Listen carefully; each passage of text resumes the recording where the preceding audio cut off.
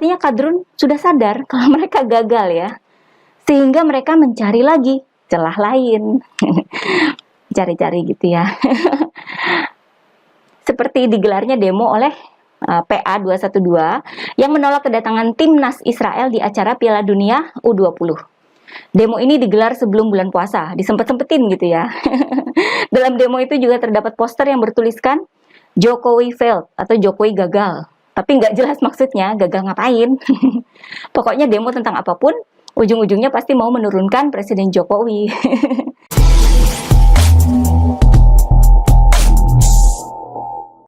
Halo guys, kembali bersama saya Nina Nor. Kita akan mengulik dunia politik dengan awas, waras, dan cerdas.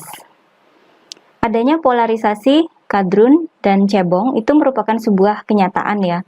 Kalau saya sih ya terima aja, memang beda opini kok. Yang penting kalau memang Anda cebong, ya jangan sampai menyebar hoax. Kalau kadrun sih ya gitu deh, semua dipakai karena memang sulit bagi mereka untuk mengkampanyekan prestasi para elit politiknya.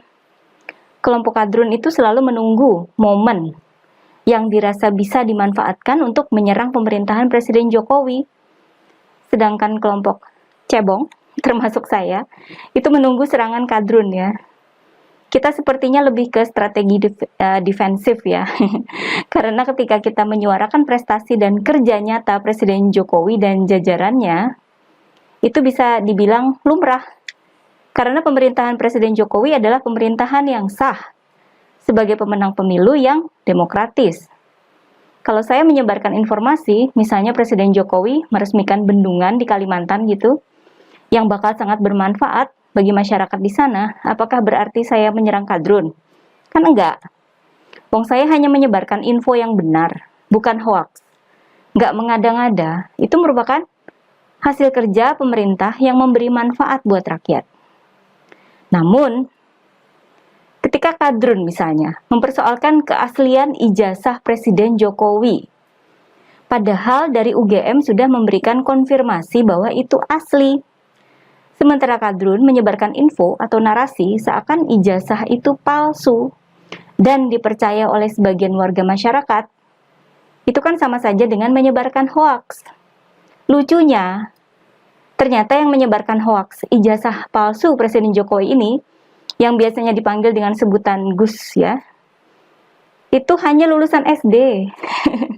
Pantesan dia ribut ya, dia sendiri nggak pernah punya ijazah sarjana. Kita tuh kasihan ya dan miris melihat orang yang dianggap ustadz, dianggap pemimpin oleh para kadrun, ternyata ya gitu kualitasnya. Oke. Momen yang hendak dimanfaatkan oleh para kadrun itu dalam beberapa hari belakangan menyangkut kementerian yang dipimpin oleh Sri Mulyani, Kementerian Keuangan ya. Para lawan politik Presiden Jokowi memang sangat haus dengan keburukan Presiden Jokowi, terutama soal korupsi ya, karena salah satu yang paling sulit untuk dibantah oleh para kadrun adalah rekam jejak korupsi para petinggi PKS dan Demokrat. Jadi, dicari-carilah kondisi yang bisa menyamai rekam jejak itu. Tentunya yang dilakukan oleh anak buah atau anak kandung Presiden Jokowi. Oleh sebab itu, ketika banyak terbongkar ketidakwajaran terkait harta yang dimiliki oleh beberapa oknum pegawai Kementerian Keuangan, para kadrun bagai ketiban durian runtuh ya. Ditambah dengan kabar dugaan skandal 300 triliun rupiah di Kementerian Keuangan. Yang awalnya kan itu nggak gitu jelas ya, hanya disebut 300T gitu, heboh banget. Ini saya bicara soal situasi di awal-awal bulan ini ya. Belum lagi ada klarifikasi dari Sri Mulyani waktu itu. Sudah beredar video hoax di media sosial, di Facebook ya. Narasi video ini menyatakan bahwa ada ribuan massa berdemo di depan gedung Kementerian Keuangan menuntut Sri Mulyani mundur dari jabatannya. Gak lama ketahuan juga kalau video itu hoax. Dan akhirnya diberitakan di berbagai media ya bahwa itu adalah video hoax. Kapokmu kapan ya Drun? Video hoax nggak mempan, apalagi waktu itu Menteri Keuangan Sri Mulyani sudah memberikan pernyataan resmi bahwa pihaknya akan menuntaskan pengusutan kasus-kasus terkait pegawai di Kementerian Keuangan dan mendukung penuh langkah-langkah penegakan hukum. Publik tentunya percaya sama komitmen Sri Mulyani ya. Akhirnya, Kadrun pun memakai cara khas Kadrun, yakni demo ya. Demo buruh yang katanya mempersoalkan Omnibus Law ditambahi dengan tuntutan agar Sri Mulyani dipecat. Dalam spanduk raksasa yang dibawa oleh para pendemo, Sri Mulyani digambarkan seperti vampir dan dituduh menggelapkan dana rakyat sebesar 300 triliun. Di media sosial pun beredar tambahan tuntutan agar Presiden Jokowi di PHK tanpa pesangon. Tentu saja demo ini tidak berdampak apa-apa karena rakyat sudah cerdas.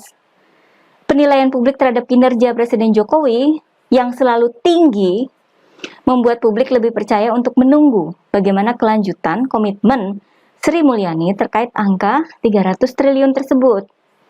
Dan kemudian memang terbukti bahwa angka 300 triliun itu, atau lebih tepatnya 349 triliun rupiah, merupakan akumulasi nilai yang ada dalam surat-surat dari PPATK ke Kementerian Keuangan sebagai bagian dari tugas dan fungsi Kementerian Keuangan sebagai penyidik.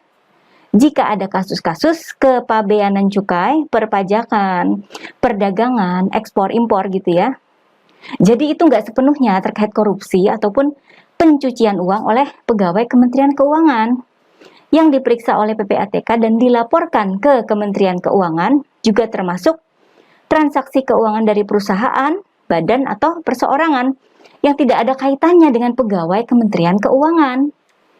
Kemudian pada hari Senin, minggu lalu, kembali Sri Mulyani menegaskan komitmen bersama Kementerian Keuangan dan PPATK untuk memberantas korupsi dan pencucian uang, serta komitmen untuk menindak tegas jika ada keterlibatan dari pegawai Kementerian Keuangan.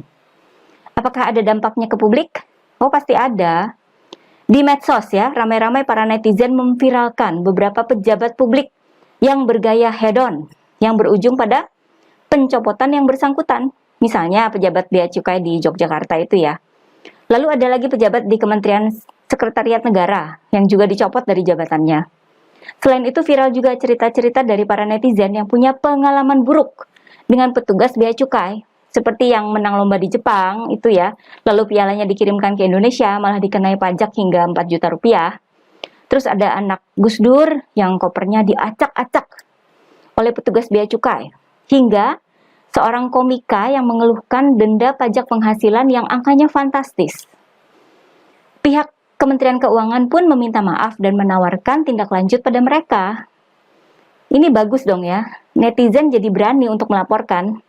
Dan para oknum pegawai yang nakal sekarang pasti deg-degan, nggak berani macam-macam. Saya yakin dampak ini pasti disukai oleh masyarakat.